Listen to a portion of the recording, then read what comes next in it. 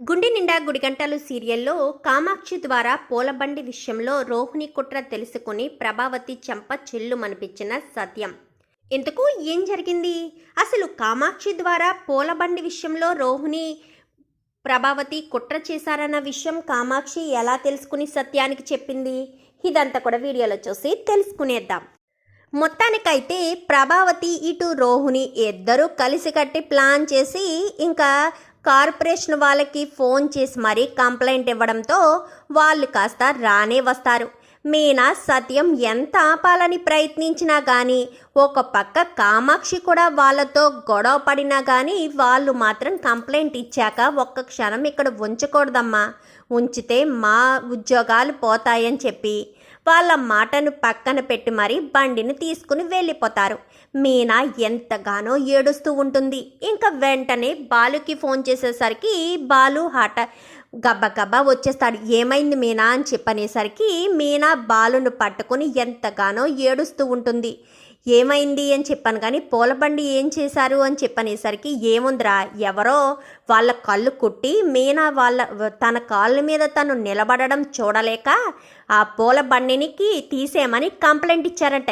ఎవరికి వచ్చాయో ఈ పాపిస్టే ఆలోచనలు అంటూ ప్రభావతి వంక రేవతి వంక అనుమానంగానే చూస్తుంది. ఎందుకంటే ఆల్రెడీ కామాక్షికి తెలుసు కదా ఇదంతా చేసింది వీళ్ళేనని అనుమానం వచ్చింది కదా.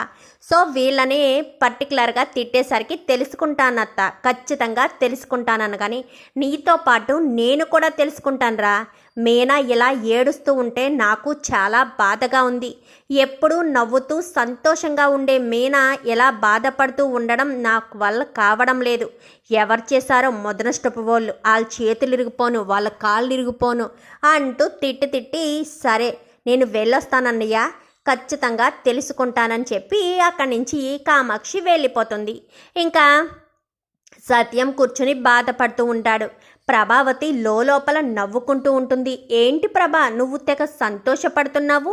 మీనా పూలకొట్టు పోయిందని సంతోషపడుతున్నావా, లేక మీనా పూలకొట్టు పోవడానికి కారణం నువ్వే అని సంతోషపడుతున్నావా అని చెప్పాను. కానీ నాకేం అవసరం, నాకేం తెలుసు, మీకెప్పుడు నా మీదే అనుమానం ఉంటుంది అని చెప్పి ప్రభావతి వెళ్ళిపోతుంది. ఇంకా మీనా ఎంతగానో ఏడుస్తూ ఉంటుంది. నేను చాలా ఎంతో ఇష్టంగా చూసుకున్నానండి. మీరు కష్టపడిన డబ్బులతో నాకు ఆ పూల కొట్టు పెట్టించారు, అందరి ముందు నాకు గౌరవం ఉండాలని.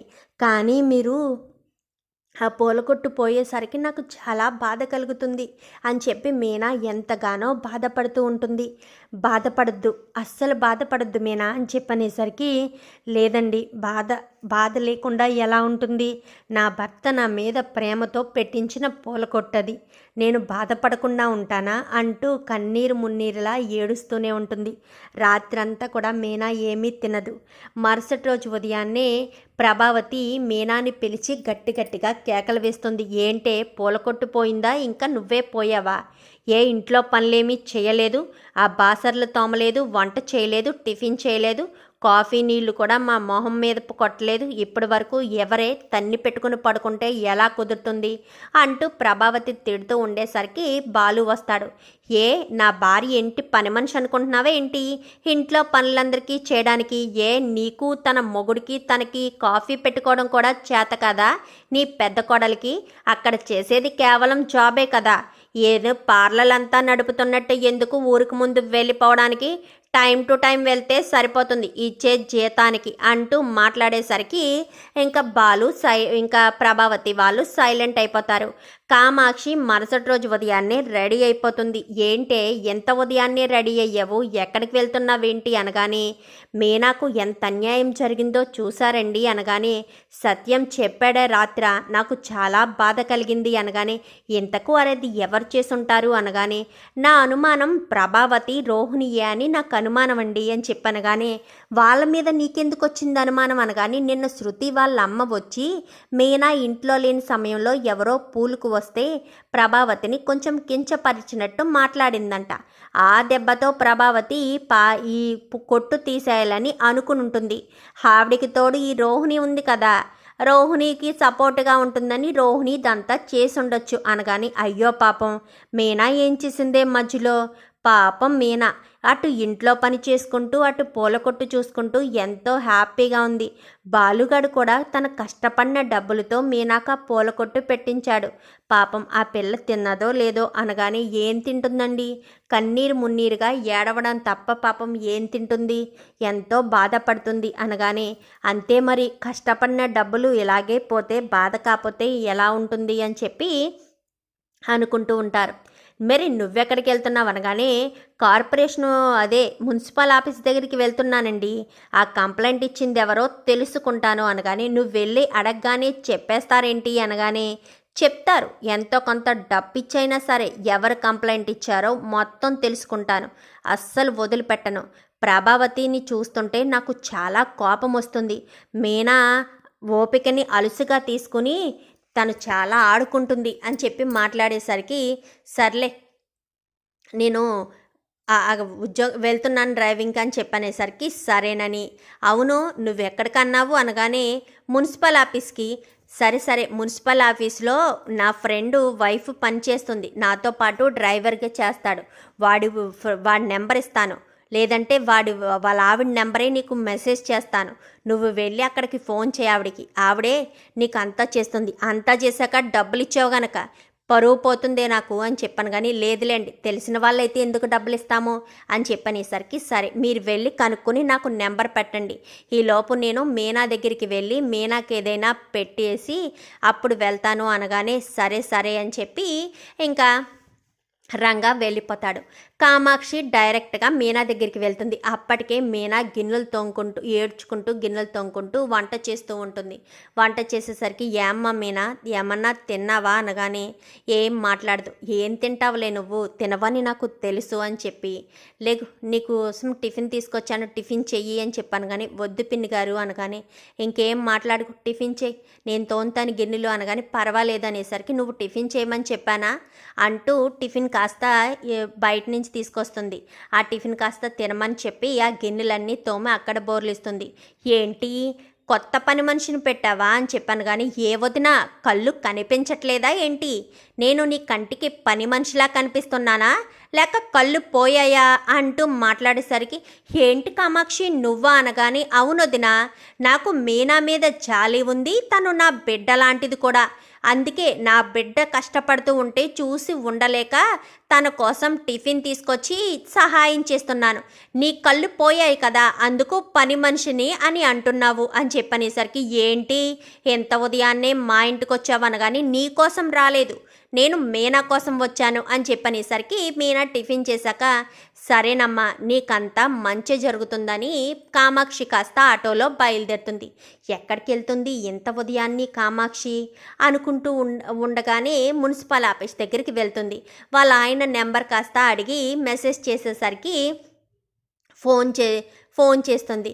నేను అని చెప్పాను. కానీ చెప్పారండి మీరే కదా కామాక్షి గారు అని చెప్పాను. కానీ అవును లోపలికి రండి, నేను బ్లూ కలర్ సారీ కట్టుకుని ఉన్నాను అని చెప్పనేసరికి లోపలికి వెళ్తుంది. మీరేనా అని చెప్పాను. కానీ మీకేం కావాలి అనేసరికి నిన్న పలానా వీధిలోకి పూలబండి ఏదో పెట్టారని అది తీసేయమని కంప్లైంట్ ఇచ్చారంట, ఆ కంప్లైంట్ ఇచ్చిన వాళ్ళ డీటెయిల్స్ కావాలండి, ఎందుకంటే ఆ అమ్మాయి చాలా కష్టపడి తన భర్త కష్టంతో ఆ పూల కొట్టు పెట్టుకుంది, అది ఎవరు చూసి ఎవరు కళ్ళు కుట్టాయో తను సంతోషంగా ఉండడం చూసి తట్టుకోలేక తను ఎలా చేసిందనగానే మీకు తను ఏమవుతుంది అనగానే తను నాకు కూతురు లాంటిది. కూతురు లాంటిదేంటి, తను నా కూతురే, నా కూతురు నిన్నటి నుంచి ఏడుస్తూనే ఉంది, అసలు ఎవరిదంతా చేశారన్న విషయం తెలిస్తే కొంచెమైనా బాధ తగ్గుతుంది కదా అని చెప్పాను. కానీ ఒక్క నిమిషం మీరు ఇక్కడే కూర్చోండి, నేను లోపలికి వెళ్ళి కనుక్కుని వస్తాను అని చెప్పి లోపలికి వెళ్ళి కనుక్కుంటుంది. ఇవన్నీ చెప్పకూడదు అనగానే పర్వాలేదు చెప్పండి సార్ అని చెప్పి, ఒక ఆడపిల్ల జీవితం నాశనం చేయకూడదు కదా, ఆడపిల్ల ఏడుపు మనకు తగులుతుంది, చెప్పండి సార్ అనగానే ఇదిగో నెంబరు అని చెప్పి ఇంకా నెంబర్ ఇస్తుంది. ఇదేంటి ఈ నెంబరు అని చెప్పాను కానీ ఈ నెంబరే ప్రభావతి పేరు మీద కంప్లైంట్ రేస్ చేశారు. ఫోన్ నెంబర్ అయితే ఇది అని చెప్పి ఫోన్ నెంబర్ కాస్త ఇచ్చేసరికి ఇంకా ఆ నెంబర్ తీసుకుని ఫోన్ చేయడంతో అది రోహిణి నెంబర్ అవుతుంది.